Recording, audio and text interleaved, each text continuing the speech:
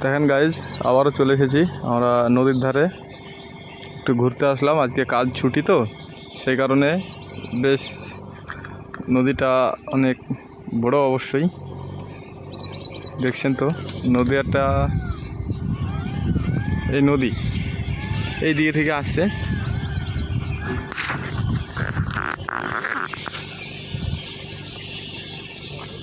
আমরা এখানটাতে এখনই আসলাম বেড়াতে, তো দেখি বেড়ানোর উদ্দেশ্যটা হলো যে এখানেতে আমরা নদীতে মাছ ধরতে এসেছি। হ্যাঁ, মাছ ধরবো অবশ্যই। তো কী মাছ ধরছি না ধরছি আপনাদেরকে দেখাবো। আমরা 3 জন এসেছি আপাতত। এই সামনে 2 জনা দাঁড়িয়ে আছে আর আমি এসেছি।